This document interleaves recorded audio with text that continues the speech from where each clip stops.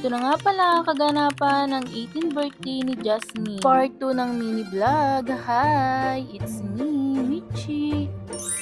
Yung araw na nga magiging legal na dalaga talaga si Jasmine. Bago nga ang lahat ay nagpunta muna kaming bayan dahil bumili nga kami ng cake. Kami nga palang mag-asawa ay kasali nga sa 8 cake. Pag-almusal na nga rin pala kami doon sa kanila, kaya naman pagkatapos namin kumain ay nagdiretso na rin kami ng bayan. Ito na nga lang kami sa Goldilocks pala bumili. Yan, ang dami nga rin nabili din nung pagdating namin, kaya pumila na rin kami kagad. Sa aming mag-asawa nga ako lang makaka-attend dahil may pasok nga ang asawa ko. 12 to 9 nga pala ang schedule niya, kaya naman wala na siyang maaabutan noon. May maaabutan nga ay inuman na laang. 5:30 nga ay nagsimula na yung event. Mabas na nga rin pala yung may birthday dyan kasama ang kanyang mga magulang. Bali yung host pala diyan ay siya rin ang nag-host nung kasal namin. Entertain talaga yung mga tao diyan dahil napakagaling nga niya magsalita, plus sobrang ganda pa ng kanyang boses. Lalo na nga pag siya ay kumanta. Sobrang ganda nga rin pala ng pagkaka-cater din eh. Hindi sila nga rin pala yung nag-cater nung kasal namin. Sa sobrang ganda nga ng pagkaka-cater din ay bagay na bagay sa long gown na suot ni Jasmine. Nagsimula na nga rin silang magtawag dyan at kauna-unahan nga yung 8 cake. Nagsimula na nga rin pala kami dyan mag-message.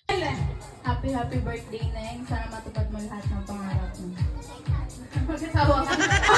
Nagbiro-biro lang, ining ay wag mong atotohanin. Hirap mag-asawa ngayon at napakamahal ng bilihin, kaya naman mag-enjoy ka muna sa pagiging dalaga mo. Mga oras nga rin, nagasimula na pala ang 18 roses at ang unang sumayaw sa kanya ay ang kanyang ama, kasunod ay ang kanyang kapatid. Kaunti nga na pala yung mga nabidyo ko din dahil nag-full storage nga yung cellphone ko. Huling nagsayaw nga pala sa kanya dyan ang jowa niya dahil may pasabog sa dulo. Sino ba naman ang hindi kikiligin pag ganyan ka-effort yung jowa niya? Nakakatuwa nga palang manood ng mga ganitong event ay syempre pangarap talaga to ng lahat ng kadalagahan. Kaya talagang napakaswerte mo ining dahil nakaranas ka ng ganyan. Kaya naman ikay mag-aral ng mabuti dahil yun na lang may isukli mo sa mga magulang mo. Dini nga itinawag na rin yung 18 shot at nag-start na nga sila. After nga matawag lahat ng kasali dyan sa 18 shot ay gaya na nga pala sila ni Jasmine. Nag-start na nga silang inumin iyon tapos nag-picture nga lang sila dyan. Tapos ang sunod na tinawag nga pala dyan ay yung 18 gift. Tapos pinaikot nga pala nila yung mic kung sino makakuha nun ay siyang sasayaw. Habang nagpapaikot nga sila dyan ay parang akbaya yung naiihi sa kanila eh.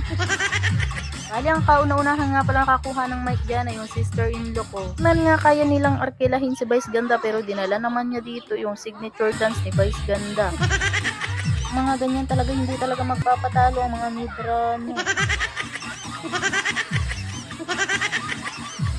Pagkatapos nga nila diyan ay lahat naman sila ipapasayawin diyan. Tapos tinawag nga rin pala yung mga SK dyan para sumayaw. Nga pala yung isa ring pinsan ng asawa ko. Sobrang lambot nga ng katawan niyan ay daig pa yung pinakuluan.